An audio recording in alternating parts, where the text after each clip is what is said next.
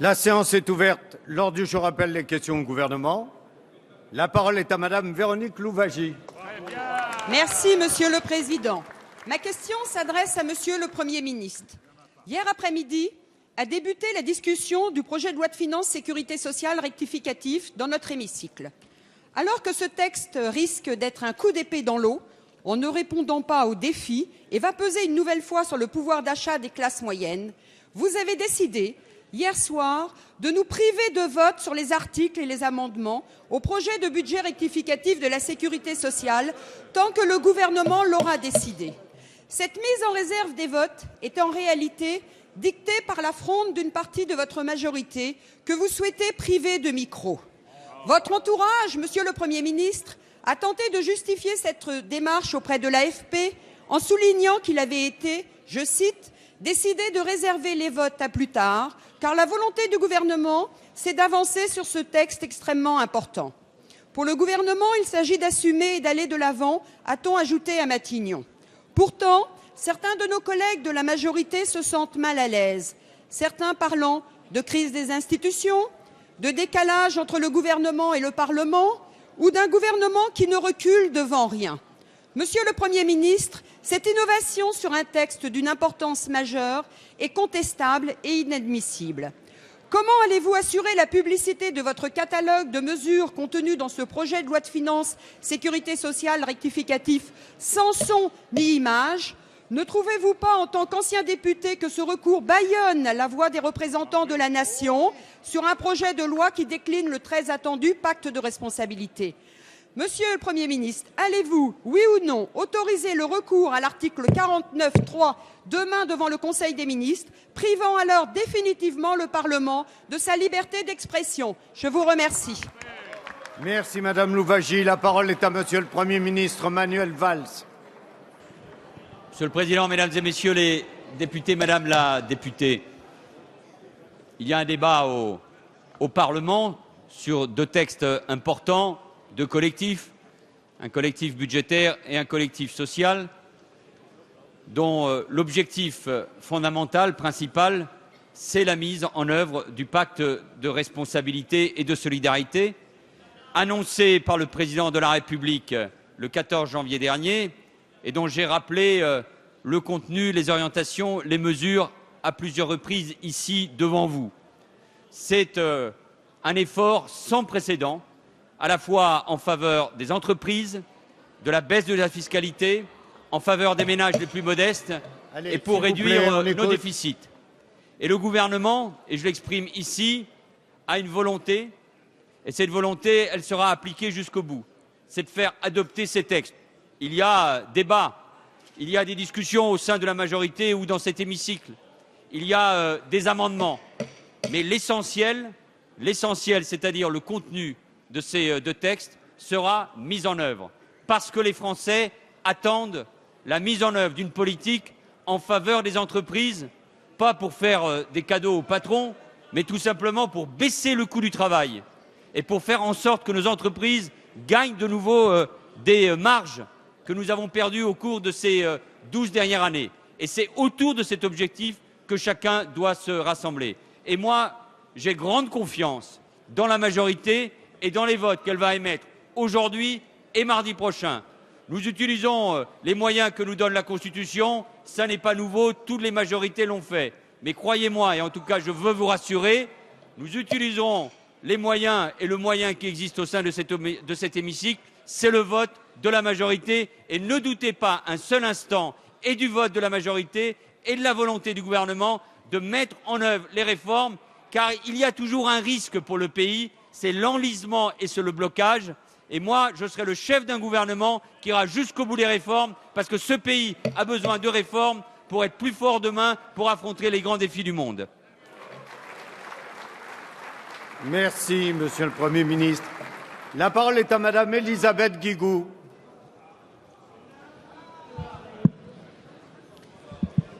Monsieur le Président, chers collègues, Monsieur le Premier ministre, vendredi dernier, le Conseil européen a enfin fait de la croissance et de l'emploi la toute première priorité de l'Union européenne. Avec un quart des jeunes Européens sans emploi, C'est en effet aujourd'hui toute une génération qui est sacrifiée. Et la faiblesse de la croissance rend beaucoup plus difficile l'indispensable réduction des déficits et de la dette.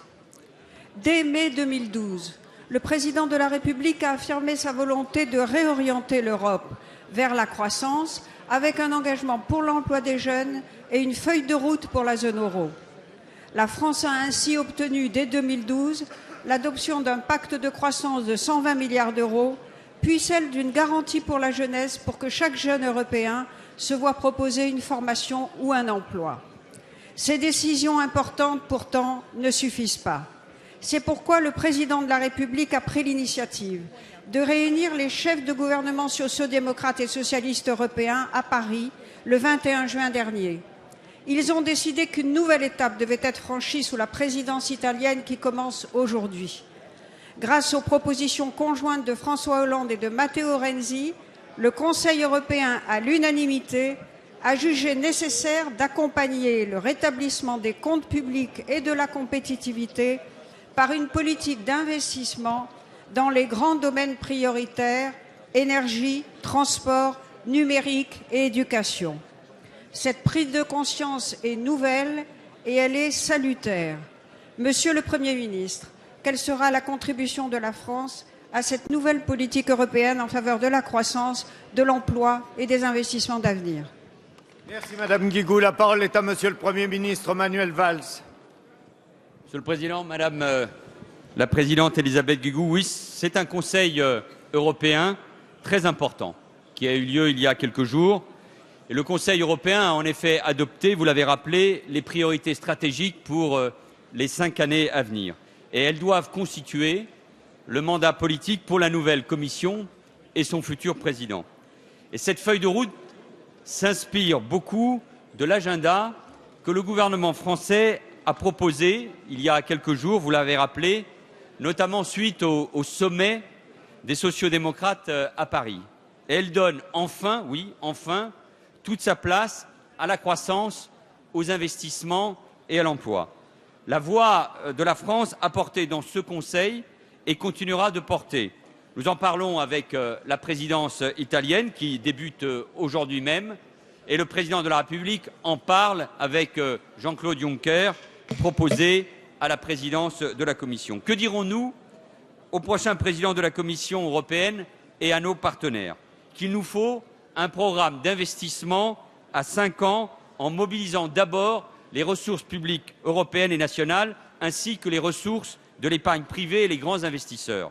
Il faut d'abord évaluer les principaux besoins dans 5 domaines prioritaires que vous avez rappelés, les grandes infrastructures, en particulier l'énergie, le transport et le numérique. Et tout le monde s'accorde pour dire que c'est autour de ces 3 priorités que nous devons organiser maintenant les investissements, la recherche et l'innovation, l'efficacité énergétique, la formation et la qualification des jeunes au-delà de ce qui a déjà été engagé depuis 2012, mais aussi les besoins en matière de santé.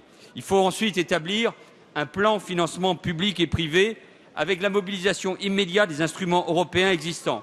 Je pense à l'accélération des programmes engagés sur le budget européen, à l'utilisation renforcée de la BPI en finançant les projets plus difficiles et plus risqués, et enfin aussi au Fonds européen d'investissement qui doit être davantage mobilisé. Enfin, je pense que le lancement d'une nouvelle phase de Project Bonds et, si nécessaire, une nouvelle recapitalisation de la BPI doivent être également mis sur la table.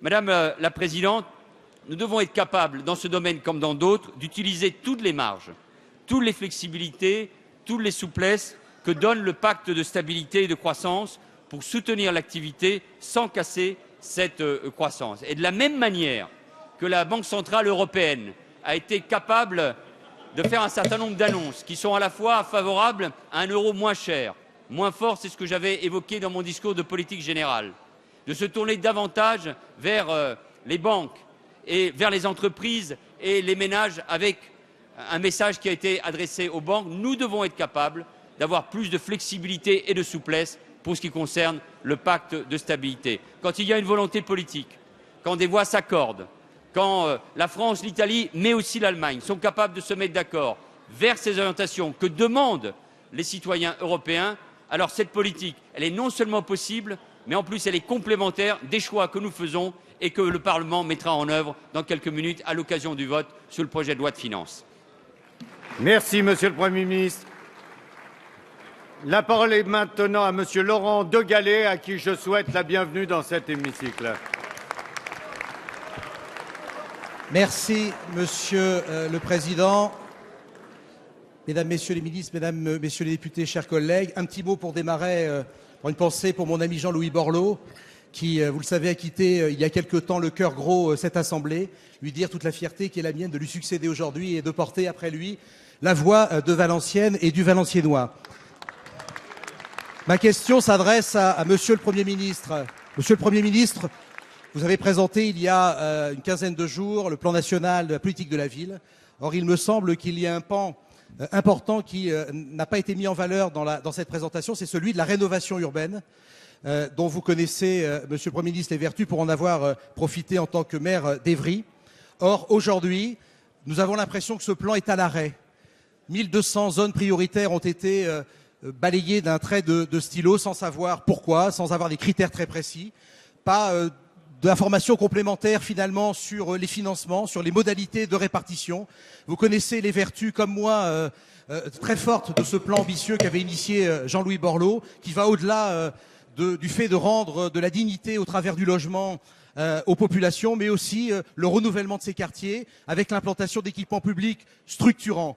Monsieur le Premier ministre, quelles sont les mesures fortes que vous souhaitez prendre en termes de méthodologie, mais aussi en termes de financement, pour permettre la poursuite de la rénovation de ces quartiers au service de ses habitants? Je vous remercie.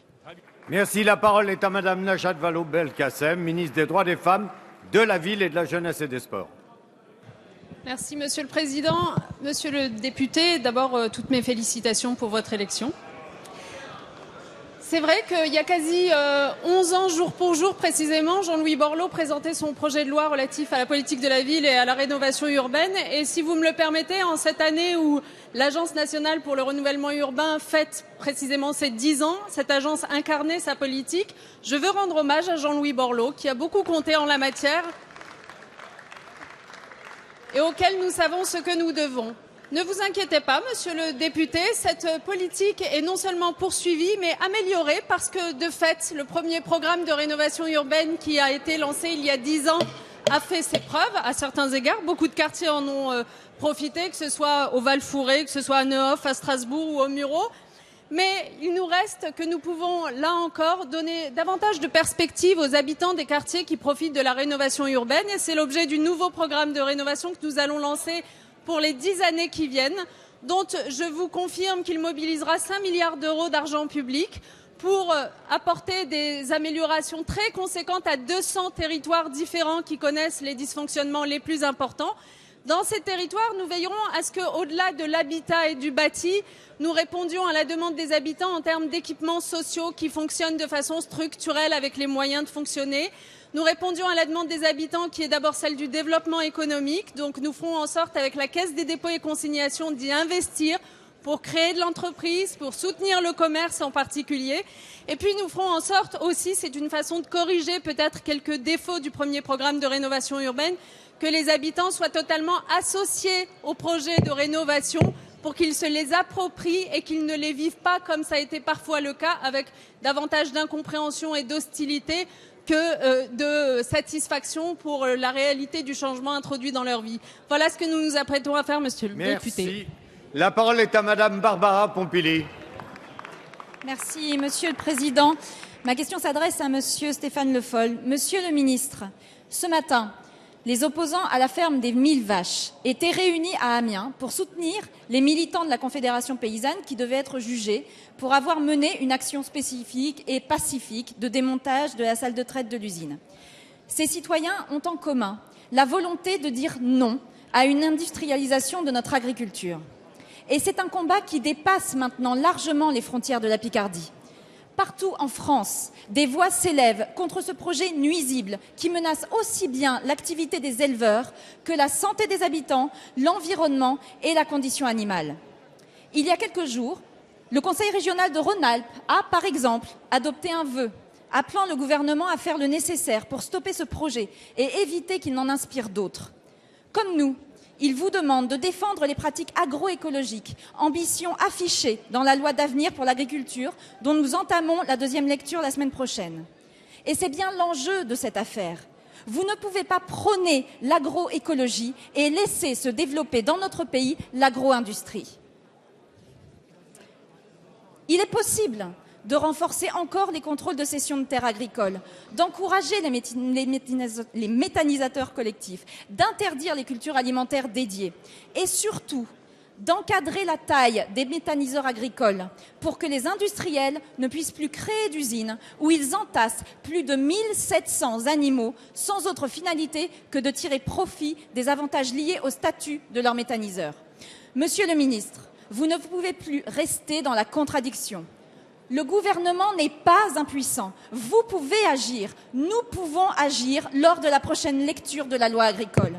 Alors, monsieur le ministre, quelles garanties comptez-vous apporter concrètement pour protéger l'agriculture française de projets industriels comme celui-ci? Je vous remercie. Merci. La parole est à monsieur Stéphane Le Foll, ministre de l'Agriculture, de l'Agroalimentaire et de la Forêt. Et je vous demande d'être un petit peu plus silencieux, s'il vous plaît. Il y a trop de bruit de fond. Monsieur le Président, Madame la députée. D'abord, vous avez fait référence au projet agroécologique. Je rappelle que c'est le ministère de l'Agriculture et le ministre que je suis qui a posé les bases de ce projet. Donc s'il y a un défenseur de ce projet, c'est le ministre. C'est le premier point. Deuxième point, vous me parlez de ce projet des 1000 vaches qui est en fait un projet à 500 vaches et où vous dites des choses sur lesquelles il faut faire extrêmement attention. Vous dites que ça remet en cause le bien-être animal, c'est pas du tout le sujet. Vous dites que ça remet en cause les règles environnementales, c'est pas du tout le sujet. Vous dites que ça peut remettre en cause la santé alimentaire, ce n'est pas le sujet. S'il y a un sujet, Madame la députée, qui me motive, c'est le fait que ce projet soit effectivement un projet industriel et que derrière l'industriel qui investit, il n'y ait pas ni de paysans, ni d'agriculteurs, ni d'éleveurs. C'est ça l'enjeu et pas les autres sujets. Il faut être clair sur ce point-là. Je vous le rappelle, toutes les règles, et avec Cécile Duflot d'ailleurs, ont été prises pour que les règles environnementales soient respectées. Ce n'est plus un projet de 1000 vaches, c'est un projet qui compte 500 vaches aujourd'hui. Troisième point, la loi d'avenir, effectivement, dans tout le débat qu'il y a sur l'accès au foncier, la volonté que nous avons de favoriser l'installation, la transparence et la capacité par la gouvernance nouvelle des affaires que nous allons donner va permettre d'identifier ces projets collectifs pour faire en sorte que ça soit d'abord des projets pour les agriculteurs et pour les éleveurs. C'est ça l'enjeu et ça ne change rien sur le projet de l'agroécologie. L'agroécologie est en marche et la loi d'avenir, par le vote qui aura lieu le soir de la discussion ici à l'Assemblée ou de cela, montrera que cette agroécologie, pour la France, c'est un atout et une grande opportunité. Merci, monsieur le ministre. La parole est à monsieur Sébastien Denaja. Merci, monsieur le Président. Ma question s'adresse au ministre de l'Éducation nationale et j'y associe ma collègue Catherine Coutel, présidente de la délégation aux droits des femmes de l'Assemblée nationale. Mes chers collègues, depuis l'élection de François Hollande, les progrès en matière d'égalité entre les femmes et les hommes ont été constants. Un gouvernement paritaire, un ministère de plein exercice dédié aux droits des femmes et surtout des mesures fortes, en particulier en matière de parité, d'égalité salariale, de lutte contre la précarité ou encore et surtout contre toutes les formes de violence faites aux femmes. Cette politique volontariste pour l'égalité réelle entre les femmes et les hommes sera également bientôt concrétisée par la loi Vallaud-Belkacem que nous avons votée jeudi dernier en seconde lecture. Elle marquera cette loi, cette législature de son empreinte, tant les dispositions qu'elle comporte permettront à toute la société d'avancer tout à la fois vers plus de liberté et vers plus d'égalité. Monsieur le ministre, c'est dès le plus jeune âge, à l'école, que la République a le devoir impérieux de transmettre aux filles et aux garçons les valeurs d'égalité et de respect. C'est à l'école de la République de lutter contre toutes les discriminations encore trop souvent produites par des stéréotypes sexués d'un autre âge qui ruinent l'idée même d'égalité à terme entre les femmes et les hommes. À ce sujet, après une campagne de désinformation parfois ubuesque, vous avez annoncé hier un plan ambitieux d'action globale pour l'égalité à l'école. Alors, pouvez-vous préciser aujourd'hui, devant la représentation nationale, les mesures que le gouvernement entend prendre, non pas seulement pour dissiper les mauvaises rumeurs distillées par l'opposition, mais surtout pour que vive enfin le cœur même de la devise républicaine à l'école. Je vous remercie. Merci. La parole est à monsieur Benoît Hamon, ministre de l'Éducation nationale, de l'Enseignement supérieur et de la Recherche. Monsieur le Président, Mesdames et Messieurs les députés, Monsieur le député Sébastien Denaja. Tout au long de l'année scolaire a été expérimenté dans 270 écoles primaires avec 600 enseignants volontaires, les ABCD de l'égalité. Je me permets de dire de quoi il s'agissait, tant j'ai entendu de fantasmes, de peurs exprimés à propos de ces ABCD. Il s'agissait d'une part de former ces enseignants volontaires de façon à ce qu'ils déconstruisent un certain nombre de stéréotypes sexistes et d'autre part de mettre à leur disposition des modules pédagogiques pour animer des séances en classe.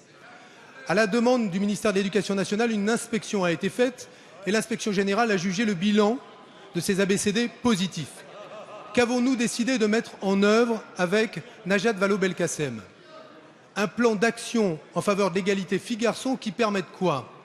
Que l'on se respecte entre filles et garçons, que l'on apprenne qu'il n'y a pas des matières masculines et des métiers féminins, qu'il n'y a pas des disciplines plus féminines que masculines, que l'on fasse en sorte que l'on lutte contre un certain nombre de ces préjugés ou ces clichés que l'on peut trouver, y compris au cœur de l'école. C'est la raison pour laquelle nous avons décidé d'un plan d'action qui va commencer, 1, par mettre en œuvre la formation initiale de tous les nouveaux professeurs dans le tronc commun, premier et second degré, sur les questions d'égalité. 2, que nous formerons en formation continue tous les enseignants de la maternelle au lycée avec insistance sur le premier degré, les 320 000 enseignants du premier degré. 3, que nous mettrons en place l'information des parents dans le cadre des conseils d'école pour qu'ils soient informés sur ces projets de culture de l'égalité tels qu'ils se déploieront auprès des enfants dans les écoles.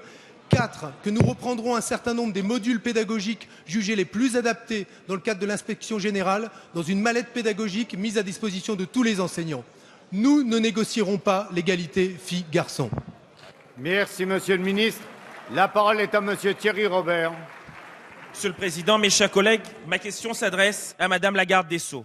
Madame la Ministre, je vous interpelle aujourd'hui sur un sujet à la fois trait à l'égalité des citoyens devant l'accès à la justice et à son financement. Il s'agit bien évidemment, et vous l'avez compris, d'aborder la question de la réforme de l'aide juridictionnelle. En effet, celle-ci est mise en danger par plusieurs facteurs. 1, le poids financier croissant de l'aide juridictionnelle. 2, une proportion accrue des justiciables éligibles à celle-ci. Une réforme est donc évidente, nécessaire, mais que la chancellerie envisage d'abonder le budget par un prélèvement sur le chiffre d'affaires des professionnels du droit et de la comptabilité semble bien mal inspiré. Pour certains jeunes avocats, notamment, l'aide juridictionnelle représente la quasi-totalité des dossiers traités et celle-ci les rémunère déjà très en deçà des tarifs habituels.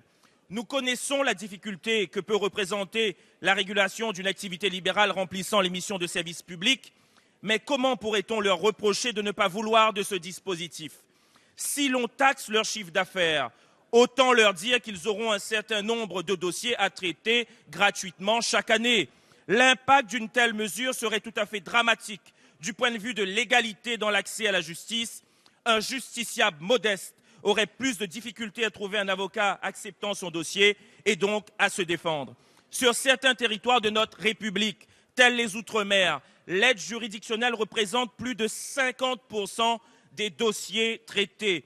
La conséquence d'une telle orientation serait l'avènement d'une justice à 2 vitesses. Une justice dans laquelle les plus modestes ne pourront pas se défendre comme il se doit. C'est une idée qui est contraire aux valeurs les plus fondamentales de notre pays. Cela m'amène donc à vous demander, Madame la Ministre, de bien vouloir exposer à la représentation nationale vos intentions concernant cette réforme. Merci. La parole est à Monsieur Jean-Marie Le Guen, secrétaire d'État chargé des relations avec le Parlement. Merci, Monsieur le Président. Monsieur le député Thierry Robert, depuis plus de 10 ans, de nombreux rapports signalent un système à bout de souffle, évidemment du point de vue financier, mais aussi de la gouvernance du dispositif administratif. De nombreux rapports, et notamment celui du Conseil national des barreaux, sont intervenus sur ce sujet. Vous le savez, cette question est importante. Il s'agit d'une part d'assurer l'accès aux droits des justiciables dont les revenus sont inférieurs à 936 € par mois et d'autre part d'améliorer la gestion du système en concertation avec la profession d'avocat. Vous le savez, l'activité de nombreux jeunes avocats relève en effet presque exclusivement de l'aide juridictionnelle. Les données sur l'impact financier de l'aide sur la profession d'avocat sont pourtant rares et difficiles à établir. Néanmoins, je relève les chiffres de l'UNCA, le Conseil national des CAPA, où seulement 7% des avocats accomplissent 57% des missions d'aide juridictionnelle, alors que la part de cette aide dans le chiffre d'affaires de la profession était de 2,96%. Cela révèle une concentration importante des missions de l'aide juridictionnelle sur un petit nombre de cabinets, ce qui pose d'ailleurs le problème de la dépendance économique de ces cabinets. Alors, dans ce contexte budgétaire d'économie, le gouvernement veut assurer la pérennité de l'aide juridictionnelle et garantir l'accès aux droits de tous les justiciables. Le gouvernement n'exclut, monsieur le député, aucune piste et le Premier ministre a accepté le principe d'un financement complémentaire par un prélèvement obligatoire et nous verrons avec vous comment le rendre opportun sans qu'il n'y ait les inconvénients que vous signalez. Merci. La parole est à monsieur Damien Abad.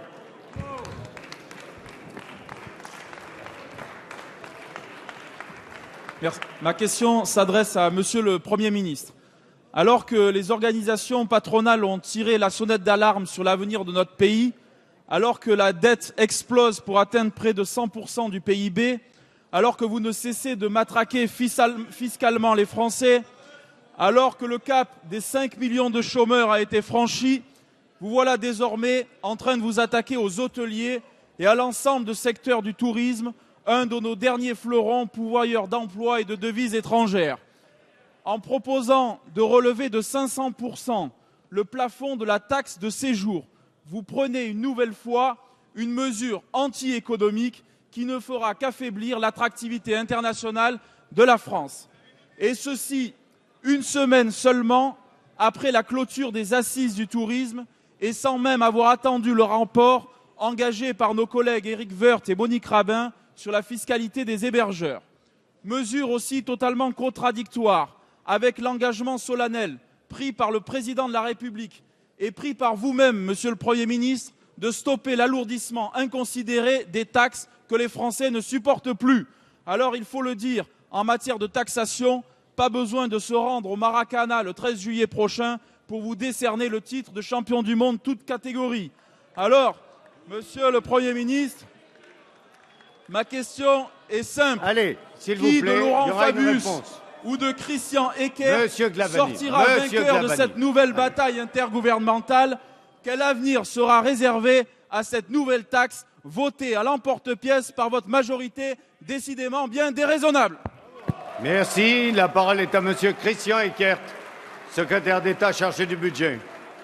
Oui, merci monsieur le Président. Allez. Merci s'il vous de plaît, votre on écoute la réponse. question Allez. Et de la modération de votre propos. Monsieur le député, le Parlement a été conduit à adopter deux amendements que je voudrais brièvement rappeler. Le premier consiste non pas à augmenter la taxe, mais à donner la possibilité aux collectivités qui le souhaiteraient d'augmenter la taxe. Ça correspond à la demande d'un certain nombre de collectivités, pas toutes. La seconde consiste à donner la possibilité, notamment en Île-de-France, de majorer cette taxe de séjour. Et, monsieur Abad, je crois qu'elle a été votée à l'unanimité du Parlement. À l'unanimité du Parlement. Et le président Carrez, ici, en a été un des défenseurs. Donc, monsieur le député, allez, s'il vous plaît, retrouvez votre calme légendaire. Sur ce sujet, je voudrais les reprendre très rapidement. Un, des ressources, notamment pour la capitale, mais ça peut être le cas pour d'autres collectivités qui le souhaiteraient. Deuxièmement, une comparaison avec d'autres capitales au niveau international qui montre que la modération est de mise chez nous. Troisièmement, le financement des transports, notamment en région parisienne, où on peut concevoir que les touristes puissent participer de façon modérée à contribuer au financement des infrastructures. Quatrièmement, la nécessité de préserver un certain nombre de petits hôtels et de conditions d'hébergement notamment pour des populations défavorisées. Enfin, la nécessité de prendre en compte les nouvelles formes de location qui, la plupart du temps, échappent à la taxe. Alors, je vous rejoins dans votre conclusion, même si vous avez un peu fait dans la caricature.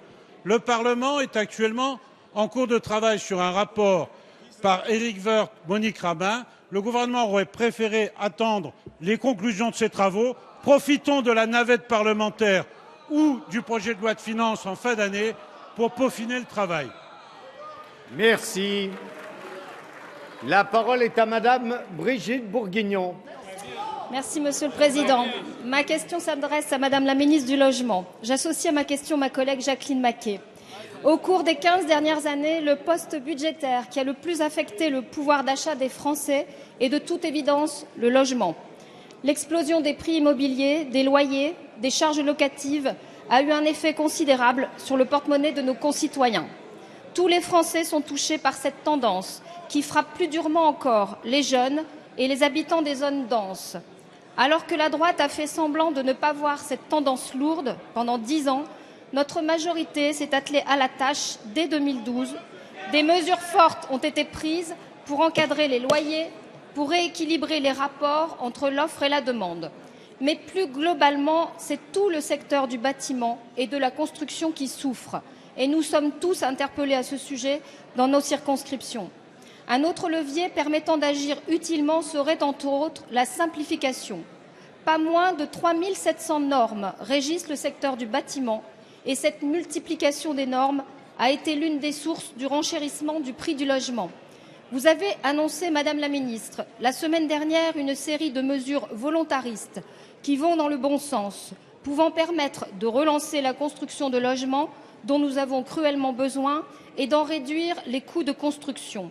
Sur ce sujet essentiel pour les Français qu'est le logement et sur l'importance du secteur économique que représente le bâtiment, pouvez-vous, Madame la Ministre, donner à la représentation nationale le détail de ces mesures? Merci. Merci Madame Bourguignon. La parole est à Madame Sylvia Pinel, ministre du Logement et de l'Égalité des Territoires. Merci Monsieur le Président, Mesdames et Messieurs les députés, Madame la députée Brigitte Bourguignon. Vous avez parfaitement dressé le constat de la situation que nous vivons avec un secteur de la construction qui connaît des difficultés, des entreprises du BTP qui peinent à avoir accès à des chantiers et des ménages, nos concitoyens, qui ont toujours de plus en plus de mal à se loger. C'est donc pour relancer le secteur de la construction que nous avons présenté mercredi dernier un certain nombre de mesures qui s'articulent autour de 4 priorités. D'abord, relancer l'accession à la propriété pour les classes moyennes et les classes modestes avec un recentrage, un meilleur ciblage du prêt à taux zéro pour permettre aux ménages, aux jeunes notamment, d'avoir accès à la propriété. Nous avons aussi ouvert le PTZ à l'ancien pour certaines communes rurales pour permettre la revitalisation des centres-bourgs.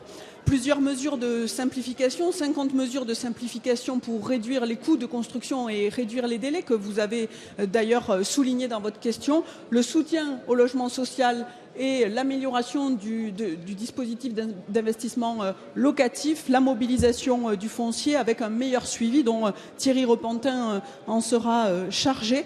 Et pour réussir dans ce plan de relance de la construction, nous avons besoin de la mobilisation de l'ensemble des acteurs, que ce soit des élus locaux, des bailleurs, des promoteurs ou des investisseurs, parce que ces mesures peuvent avoir un effet concret, immédiat, en agissant à la fois pour les ménages mais aussi pour les entreprises. Mais pour cela, le gouvernement a besoin de tous les partenaires. Merci Madame. La parole est à Madame Virginie Duby-Muller. Monsieur le Président, ma question s'adresse à Monsieur le Premier ministre. Monsieur le Premier ministre, 24 800 chômeurs de plus en mai et un nouveau record, 3,388 millions de chômeurs. Il ne devrait pas se passer une heure dans votre journée de Premier ministre sans que vous pensiez à ces 2 chiffres qui résument à eux seuls la détresse de nombre de nos compatriotes. Aucune catégorie n'est épargnée, jeunes, seniors, ouvriers, cadres, tout le monde subit ce fléau. Et après avoir mystifié les Français pendant une année sur l'inversion de la courbe ou le ralentissement de la hausse, Votre actuel ministre du Travail a une singulière réaction pour analyser cette hausse du chômage. Il a ainsi dit qu'il ne voulait pas commenter les chiffres mensuels et, tenez-vous bien, je le cite, qu'il ne voulait pas dire grand-chose. Cela semble indécent. Alors je vais, moi, les commenter, ces chiffres. Ces chiffres montrent que la politique économique et sociale que vous conduisez va dans le mur. Ces chiffres montrent que vous avez cassé la confiance des entrepreneurs qui, eux seuls, créent la croissance et l'emploi. Ces chiffres montrent que votre politique dogmatique de destruction de l'apprentissage condamnait les jeunes à l'inactivité forcée. Ces chiffres montrent enfin l'étendue des ravages de l'amateurisme au pouvoir. Alors, Monsieur le Premier ministre, l'heure est grave. Votre majorité n'en est plus vraiment une et se délite. Un sentiment de détresse diffus s'empare de nos concitoyens.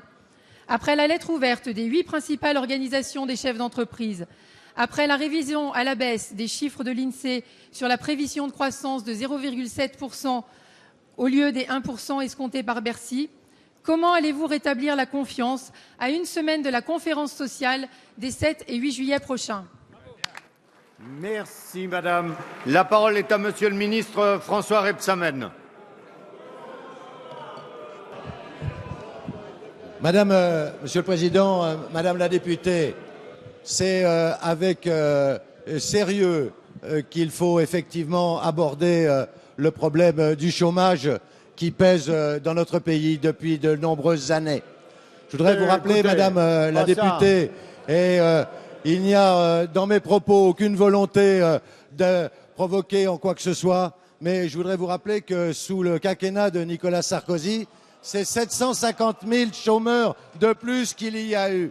Et que depuis le mois de mai 2012, c'est 450 000 chômeurs qui se sont ajoutés à ces 750 000. Et c'est donc ainsi 1 200 000 chômeurs supplémentaires que notre pays connaît depuis 2007. Est-ce que cela permet aux uns et aux autres aujourd'hui d'en tirer argument pour critiquer l'action? Sûrement pas. Aujourd'hui, nous devons tous nous rassembler. Et c'est ce que nous faisons avec des outils économiques qui ont été mis en place pour permettre notamment de reconstituer les marges des entreprises, pour leur redonner la possibilité de retrouver la compétitivité qu'elles ont perdue pendant 12 ans. Et pendant tout au long de ces 12 ans, nos entreprises n'ont pas été en situation d'affronter la compétition internationale. Avec le crédit d'impôt compétitivité emploi, c'est de nouvelles marges qui sont données à nos entreprises. Et c'est des emplois que nous en attendons, des emplois qui seront certainement au rendez-vous. Oui, Madame la députée, j'ai refusé non pas de commenter, je l'ai dit, mais de suivre mois par mois l'évolution. Je pense que c'est sur la tendance que nous devons regarder les choses. Et nous le ferons ensemble. Et je souhaiterais que vous puissiez vous féliciter de l'action qui est menée par ce gouvernement pour faire baisser le chômage. Merci. Allez, on retrouve son calme, s'il vous plaît. La parole est à Madame Martine Martinel. Allez, s'il vous plaît.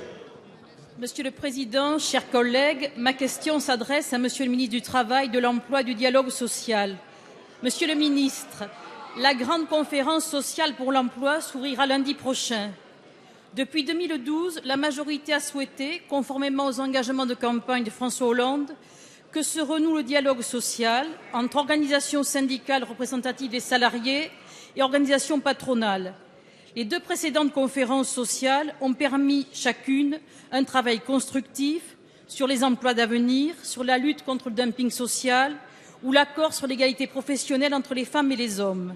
Elles ont abouti à des initiatives concrètes sous forme de textes de loi votés par notre Parlement. Ce dialogue social renouvelé est attendu par tous, à commencer par l'ensemble des partenaires sociaux. C'est d'ailleurs à leur demande, Monsieur le ministre, que vous avez introduit pour la conférence des 7 et 8 juillet prochains des tables rondes thématiques animées par les ministres concernés. Si les partenaires sociaux se satisfont de cette initiative, ne pouvons que nous étonner de l'attitude de défiance de Monsieur Gattaz. En effet, celui-ci exerce une forme de chantage sur sa venue en y posant des multiples conditions, ce qui entrave la concertation. La conférence sociale repose sur le dialogue. Un dialogue doit se dérouler dans un climat de respect, un climat constructif.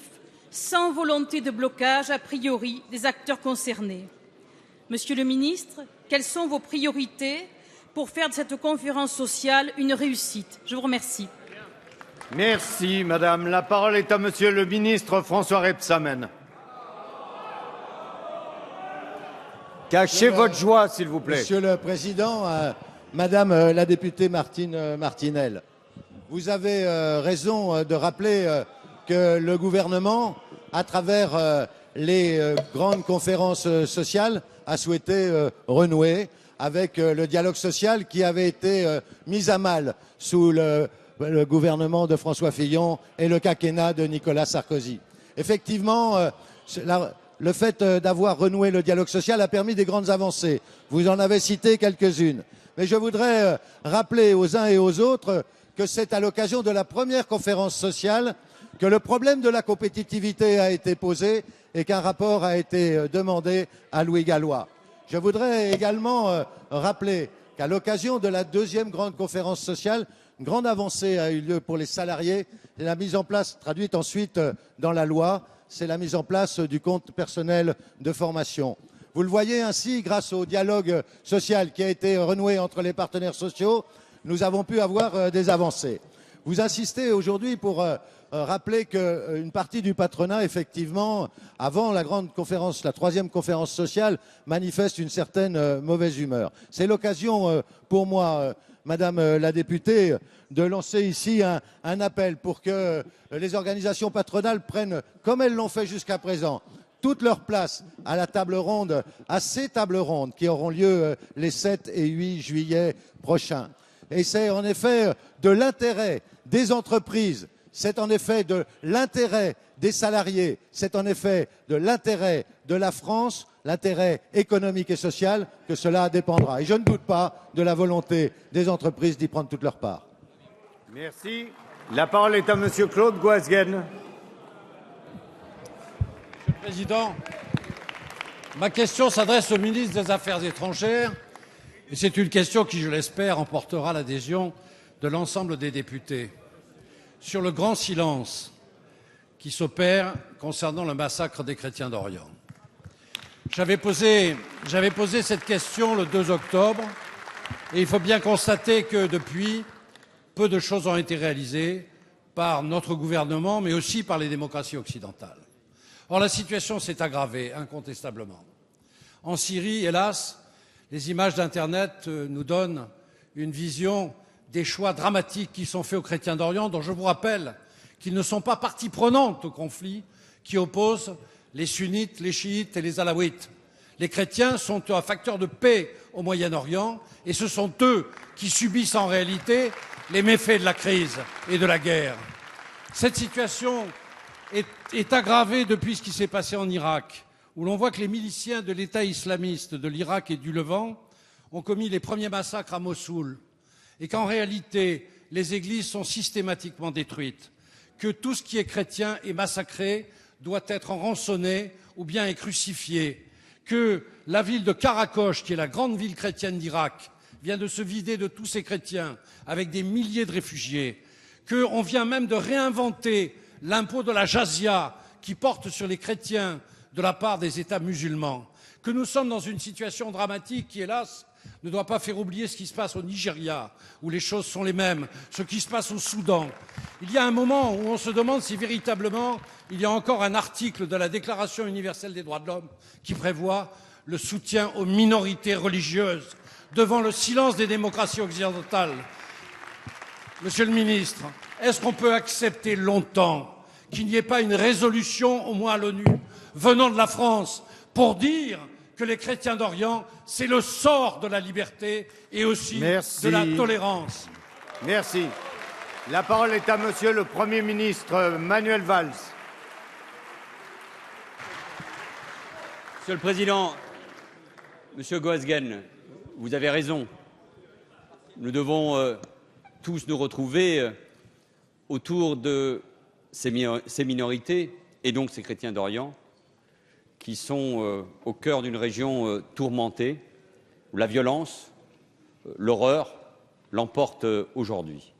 Et dans un monde trouble, instable, où la communauté internationale a du mal à imposer un nouvel ordre qui serait pourtant indispensable, la voix de la France se fait entendre.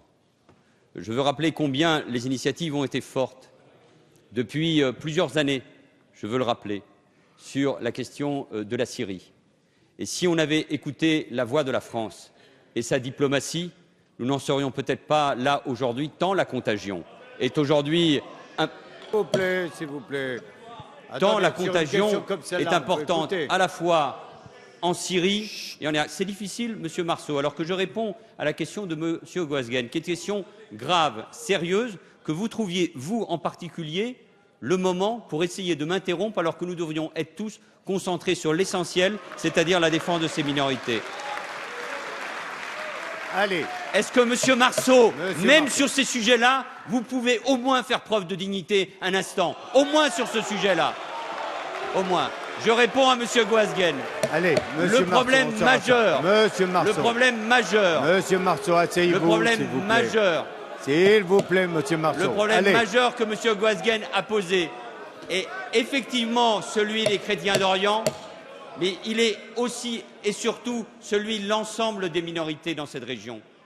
Et le seul moyen de s'en sortir, au-delà de la voix de la France et de la communauté internationale, et des initiatives qui peuvent être prises, et je ne doute pas que le président de la République et le ministre des Affaires étrangères y travaillent aujourd'hui, c'est de faire en sorte, honnêtement, S'il vous franchement, plaît. franchement, Allez. non, je continue, mais très honnêtement, sur ces questions-là, encore une fois, si on pouvait se retrouver sur ces sujets-là, vous avez gouverné, aujourd'hui nous gouvernons, et nous savons que s'il n'y a pas la capacité de toute la communauté internationale à intervenir, regardez ce qui s'est passé en Irak depuis des années. Donc c'est le sort de toutes les minorités qui est aujourd'hui en cause. Et ce qui se passe notamment entre sunnites et chiites, ce qui se passe avec l'avancée de ce groupe terroriste qui prend des otages en Syrie, qui agit de la manière la plus barbare, qui aujourd'hui peut déstabiliser l'Irak, alors à ce moment-là, en effet, c'est toute la région qui peut être déstabilisée. Donc ne doutez pas un seul instant de la voix et de l'action de la France. Merci, Monsieur le Premier ministre. La parole est à Monsieur Christian Hutin. Oui. Merci, Monsieur le Président, de me permettre de poser au gouvernement une question sur un sujet qui va, je le pense, intéresser l'ensemble des parlementaires, puisqu'il s'agit du chantier probablement le plus important qui a existé depuis la libération dans notre pays.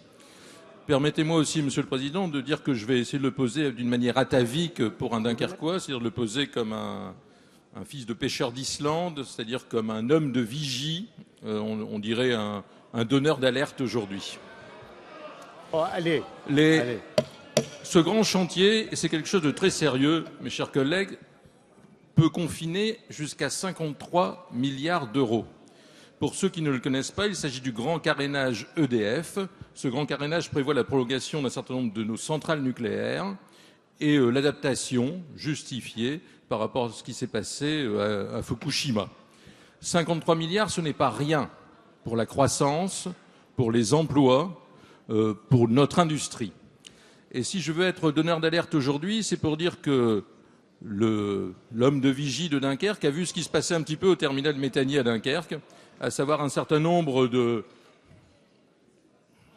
marchés qui ont été donnés, probablement d'une manière absolument égale, à un certain nombre d'employeurs étrangers, quelques travailleurs détachés. Et quand on est dans un bassin de l'emploi qui souffre, je peux vous dire qu'il est très difficile pour nos concitoyens de voir passer un certain nombre de gens qui travaillent. Certes, il n'y a aucune xénophobie dans mes propos, mais aucune xénophobie, et qui, eux, n'ont pas de travail.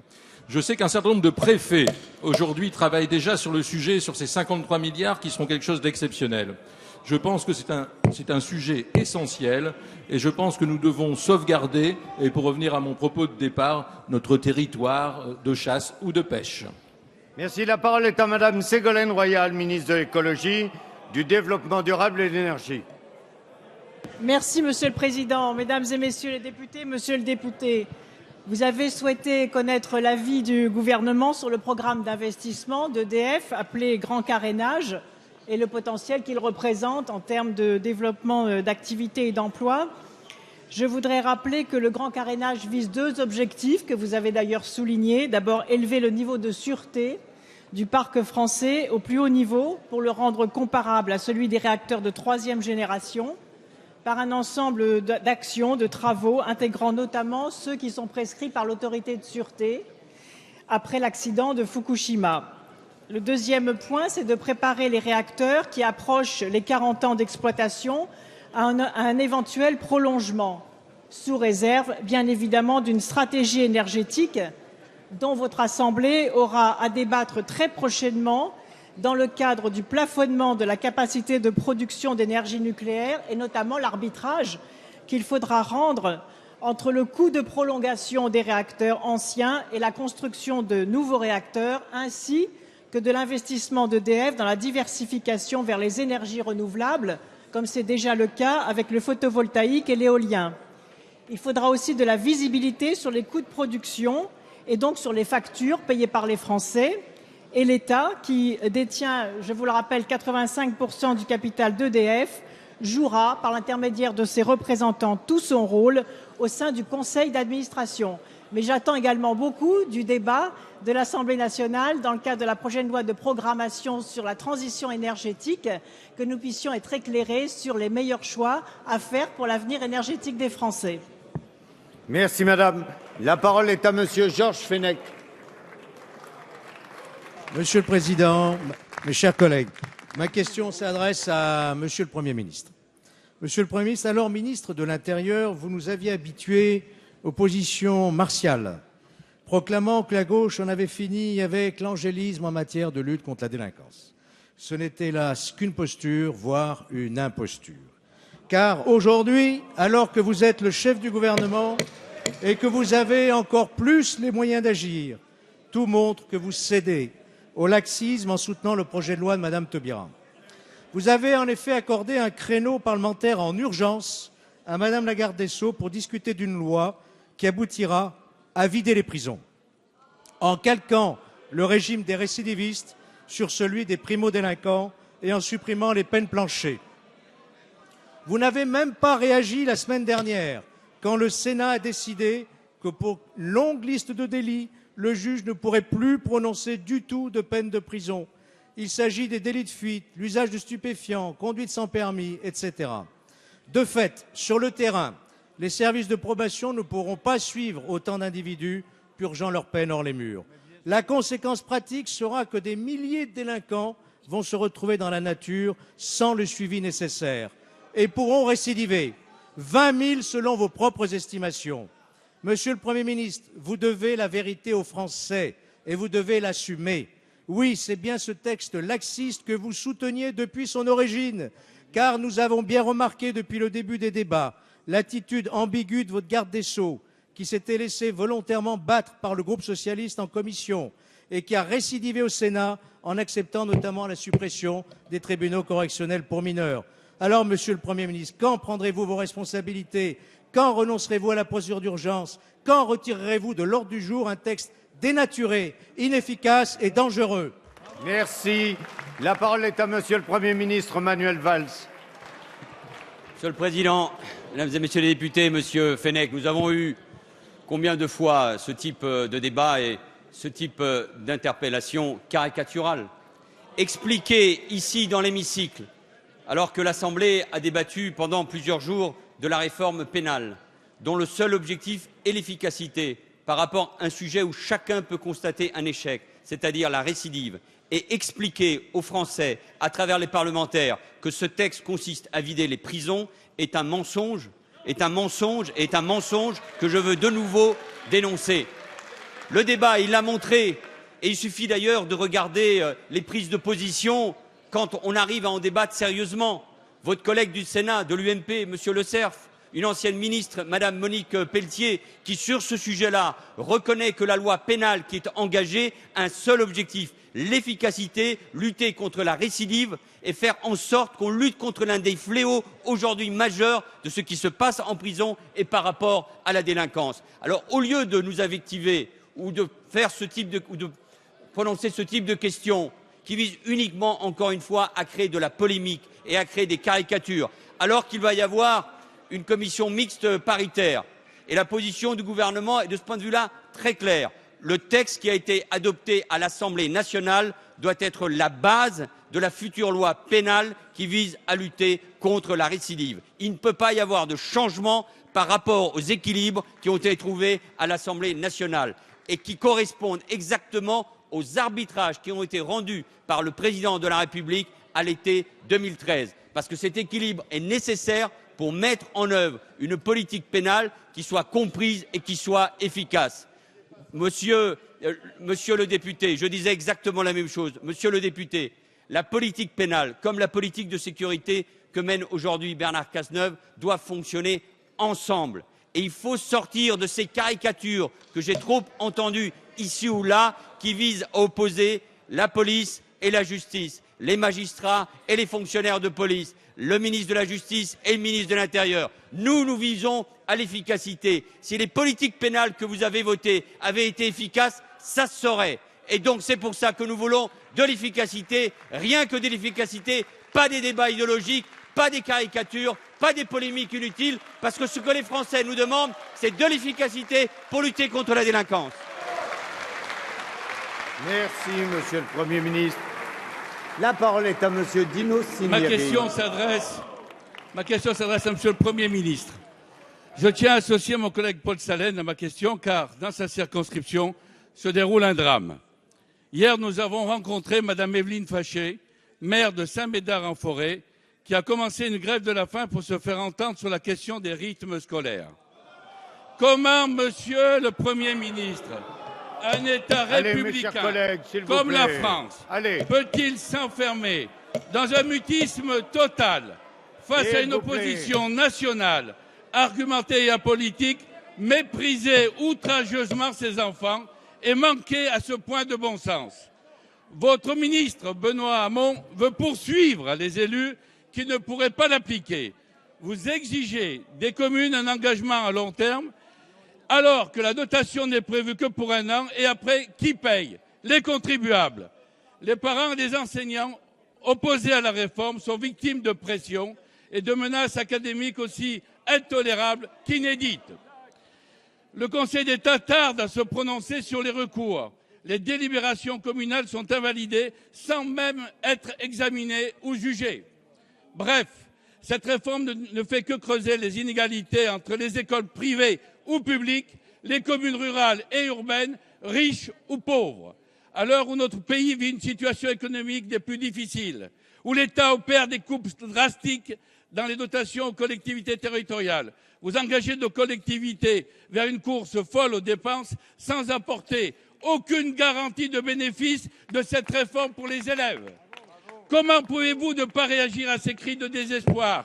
Comment pouvez-vous rester si impassible et inactif face à l'engagement de Mme Flachet et en même temps exempter la Guyane?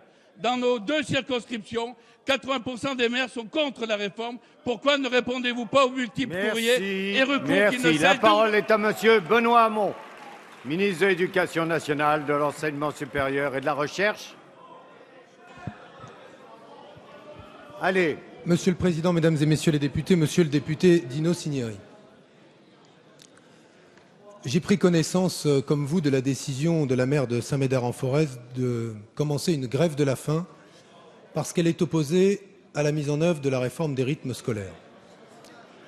Je le dis, ce n'est pas raisonnable.